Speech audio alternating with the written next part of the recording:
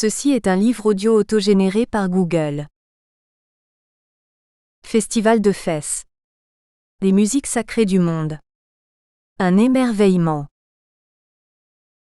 Ouvrage conçu sous la présidence de Monsieur Mohamed Kabaj, président de la Fondation Esprit de Fès. Sous la direction du professeur Abdellah Kazouzi. Professeur Asma Alawiteb, professeur Abdallah Arsi, professeur Mohamed Fakihi. Conception graphique Monsieur Brahim Sedouki.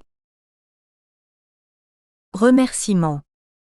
L'équipe dirigeante tient à remercier la Fondation Benjeloun Méziane pour son soutien et toute l'équipe du CMIESI qui a contribué à la conception et à l'édition de cet ouvrage.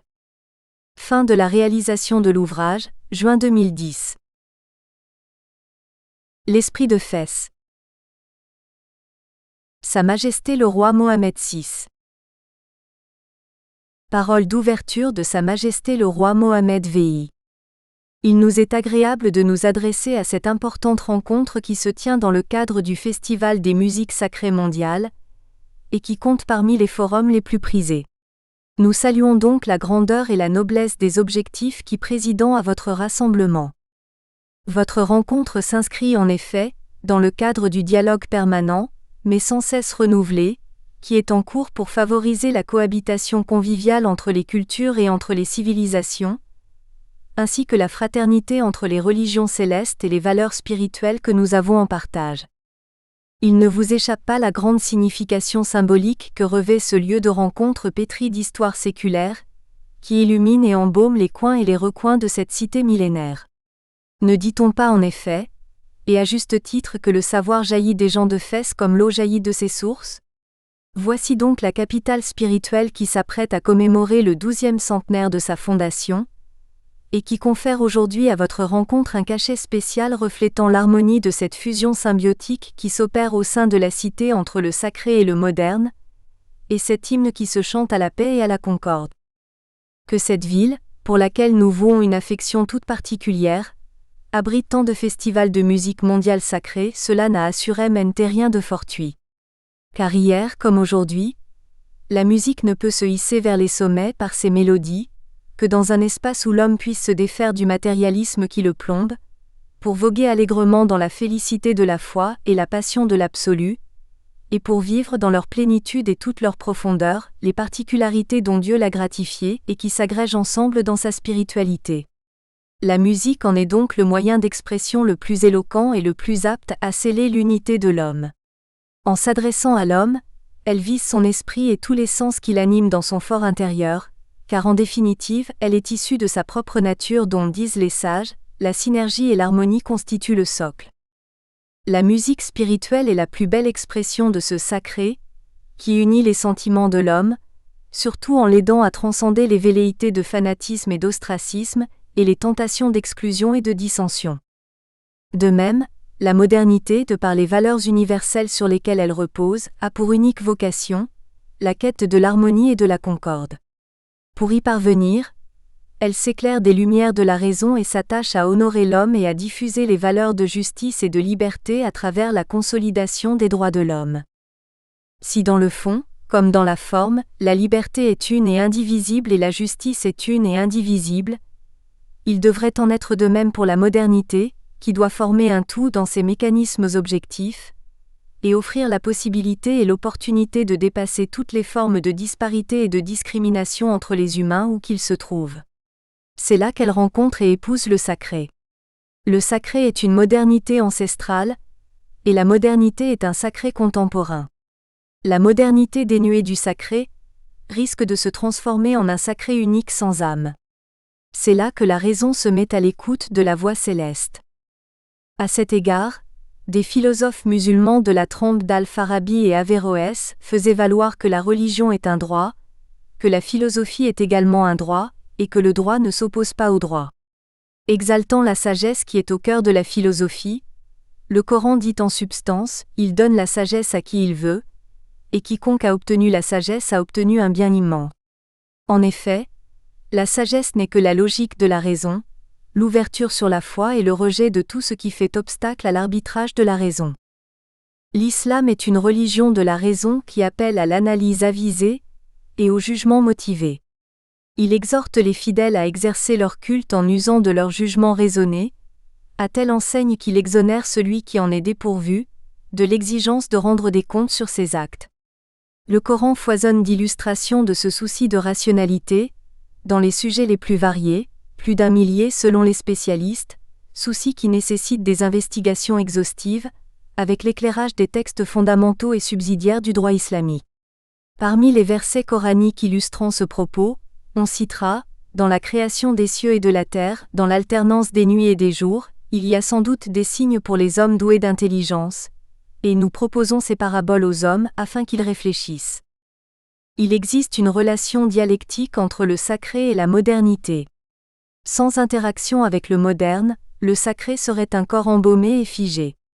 De même, une modernité qui ne s'appuie sur le sacré resterait sans âme, d'autant plus que c'est la modernité des temps anciens qui constitue le sacré d'aujourd'hui et explique l'évolution inéluctable de l'humanité. L'homme sera bien inspiré de méditer sur ces valeurs qui ne feront que le conforter dans son penchant pour favoriser la coexistence, la convivialité et le brassage des communautés humaines, et dans son désir de bâtir, à partir de nos valeurs religieuses et culturelles, un ordre cohérent et intégré, alliant à la fois nos spécificités et notre universalité. En faisant sien un islam médian et modéré, alliant la logique de la raison et la lumière de la foi, le Maroc a su rester, à travers les âges, un lieu de rencontre des civilisations et de convergence des cultures, sélectionnant parmi elles celles qui convenaient le mieux à sa personnalité propre, et qui s'accordaient le plus avec les civilisations méditerranéennes et africaines avoisinantes. C'est ainsi qu'a pu éclore chez lui une culture où se rencontrent et se complètent, dans un heureux dosage, raison et religion, matériel et spirituel, sacré et moderne. Le modèle ainsi construit par les Marocains leur permet de concilier authenticité et ouverture, et d'intégrer la science, la sagesse et le réalisme dans leur vécu quotidien, vénérant la science et les savants, et édifiant au fil des siècles, les écoles et les hauts lieux du savoir.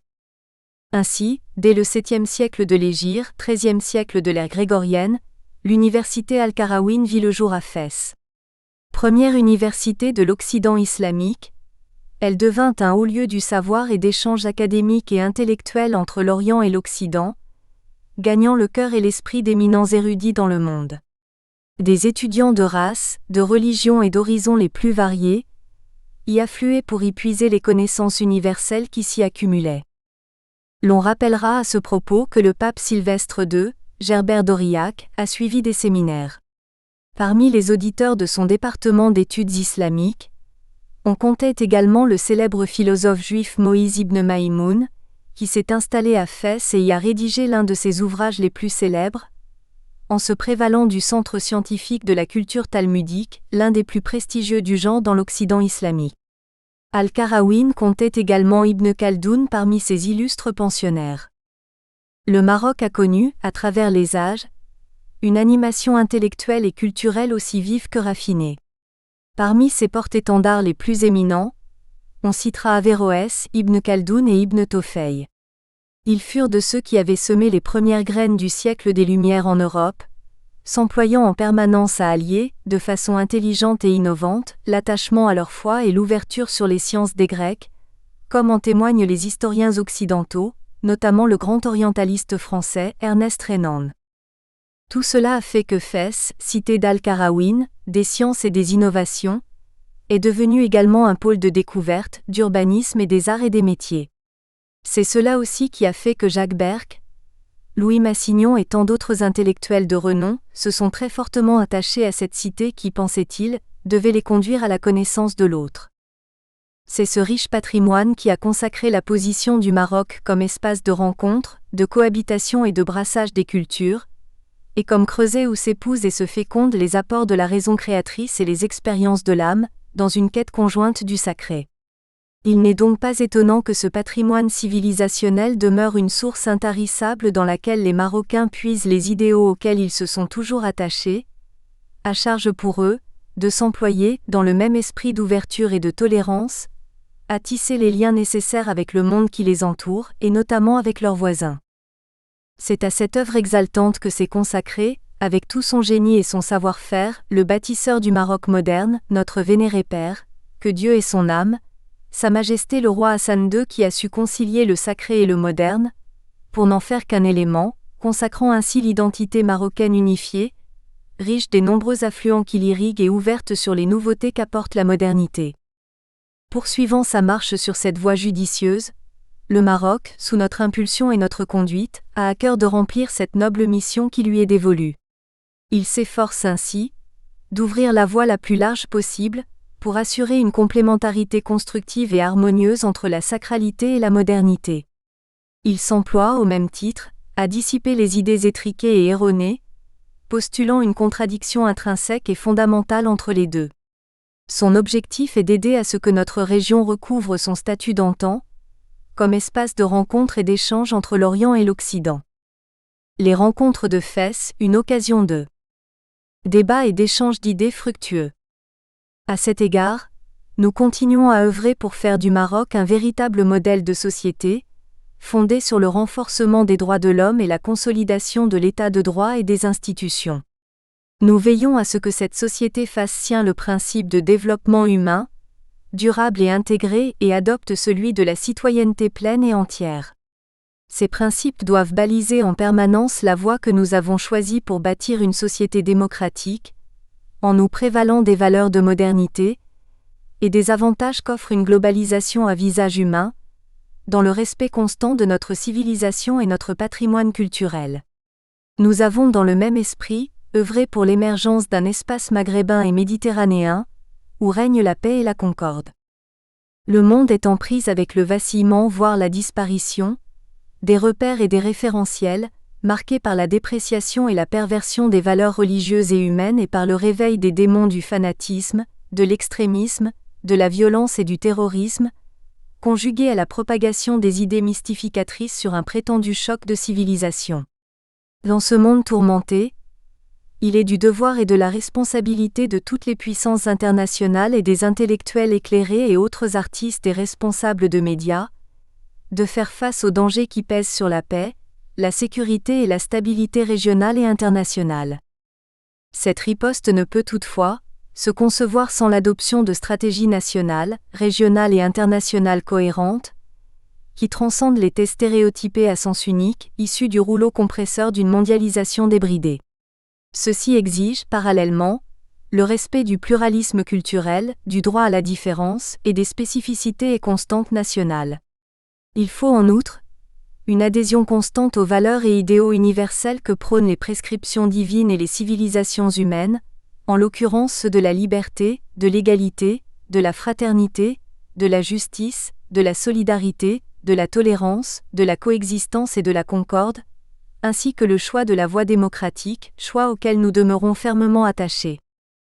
Votre rencontre aujourd'hui, dans la ville séculaire de Fès, transportée par les rythmes et les mélodies enchanteurs des musiques sacrées mondiales qui expriment avec force toutes les nuances précitées concernant le sacré et le moderne, illustre de la plus belle manière à quel point vous êtes, vous-même, imprégné de ces valeurs et de ces idéaux, et soucieux d'en assurer la plus large diffusion.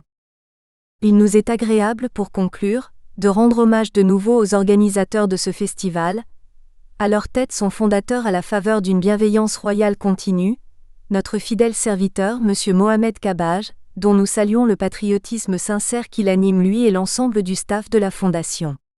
Nous rendons également hommage aux responsables, aux autorités publiques, à l'administration territoriale, à leur tête le wali de notre Majesté dans la région Fès-Boulmane, ainsi qu'aux sponsors de cette rencontre.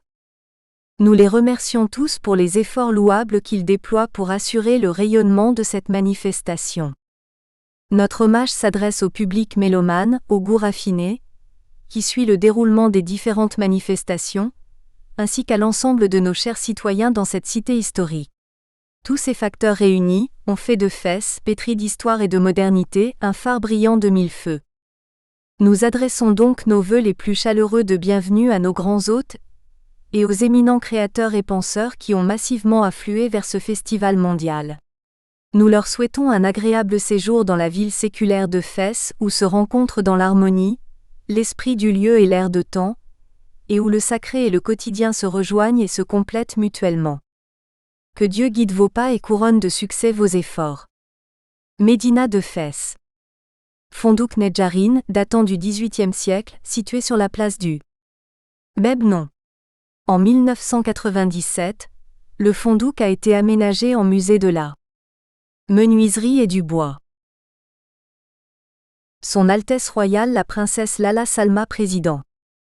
L'ouverture du festival de Fès des musiques sacrées. Mohamed Kabaj et André Azoulay, à Bab Boujelou à l'occasion du festival dans la ville. Préface de M. Mohamed Kabaj. De tout temps, le Maroc a été un espace de brassage fécond et harmonieux des cultures. Il a su forger son identité sur les fortes valeurs de tolérance, d'ouverture et de respect de la différence. C'est une nation riche de sa pluralité qui a su résister au vertige de l'exclusion culturelle et de la rupture spirituelle. Nul ne conteste la vocation du Maroc en tant que terre d'accueil, de tolérance et de cohabitation en bonne intelligence entre différentes cultures et civilisations au fil de l'histoire de ce pays. L'ouverture sur l'autre est plus qu'une devise commerciale ou touristique. C'est une réalité incontestable dont s'enorgueillit notre pays le Maroc. À l'image du royaume, la ville de Fès, au lieu du rayonnement scientifique et spirituel, première ville arabe et musulmane, fut le creuset dans lequel diverses composantes culturelles amazighes, arabo-islamiques, juives, andalouses, afro-sahraouis se sont croisées. Depuis sa création en 808, la ville de Fès a hébergé de grands personnages historiques ayant marqué l'humanité tout entière, des hommes musulmans, chrétiens ou juifs. Je citerai à titre d'exemple Maïmonide, le grand réformateur du judaïsme, Ibn Khaldoun, le grand historien, philosophe et homme politique musulman, Ahmed Baba de Tombouctou, Alem, auteur de l'histoire du Soudan, le pape Sylvestre II, Averroès philosophe, médecin, juriste et théologien islamique, et la liste est longue. Ainsi et comme l'a si bien présenté M. Roré Sampaio, haut représentant des Nations Unies pour l'Alliance des civilisations, la ville de Fès est, de par son legs millénaire, fait du croisement de cultures, d'influences, de traditions, de racines et d'identités, un vrai creuset des composantes de l'Alliance des civilisations. Telles sont les motivations qui ont concouru à la création du Festival de Fès des musiques sacrées du monde au début des années 90 du siècle dernier, surtout lorsque la première guerre du Golfe a ouvert dans les relations internationales une nouvelle page. Celle où il devenait logique d'insister sur les besoins d'altérité, du dialogue interculturel et de l'alliance des civilisations. D'une culture à une autre, les points de vue sont souvent différents. Les opinions peuvent diverger, de même que les principes et les valeurs. Le dialogue traite de ces différences et permet de comprendre et d'apprendre de ceux qui ne voient pas le monde de la même façon que soi.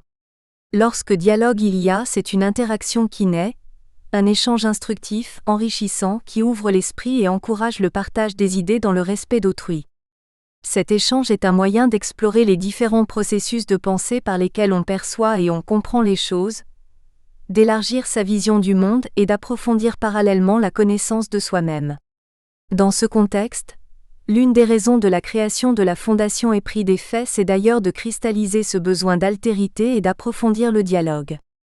Nous évoluons dans un univers régi par la mondialisation et marqué par une interdépendance accrue. La rencontre entre les peuples et les différentes cultures est donc inéluctable. Nous avons ainsi opté pour la musique, qui, pour paraphraser le célèbre poète indien et lauréat du prix Nobel, Rabindranath Tagore, remplit l'infini entre deux âmes. Depuis 16 ans, des groupes de musiciens des quatre coins du monde viennent au Festival de Fès pour mettre l'accent sur la réalité et sur la possibilité de voir les humains vivre dans la fraternité et la paix. Par la fusion des traditions musicales, les musiciens cherchent à rendre gloire au seul Dieu auquel nous croyons tous et qui fait de nous des frères et des sœurs. Depuis 1994, le Festival de Fès des musiques sacrées du monde offre à l'humanité des occasions mémorables. Tandis que le monde est malmené par les luttes économiques et politiques, les voix du Festival de Fès des musiques sacrées du Mohamed Kabaj avec de nombreuses personnalités lors des rencontres de Fès. Monde remplissent l'infini entre les âmes comme un pont au-dessus des eaux troubles. Nous libérons les stéréotypes brumeux et de métaphores non achevées. Nous entrons dans l'univers des différents chants sacrés sans franchir les frontières de notre ville. Nous nous abandonnons à cette occasion exceptionnelle et précieuse, qui est de voir, d'entendre et de goûter les saveurs de la culture mondiale à travers le dialogue intime échangé entre l'artiste et son public. Le festival de fêtes des musiques sacrées du monde est complété par les rencontres où débattent de grands et nobles esprits venus de tous les pays. Le matin sous l'immémoriale chêne du musée Bata, tandis que les pensées et les paroles s'élèvent entre ses branches, qui donc peut jurer n'avoir pas cru apercevoir dans l'éclat du soleil les chères ombres de Maïmonide, d'Ibn Khaldoun ou d'Averroès? Comme si, des temps les plus reculés à nos jours. Nous espérons que vous avez apprécié cet aperçu. Pour continuer à écouter ce livre audio sur Google Play Livres, utilisez le lien dans la description de la vidéo.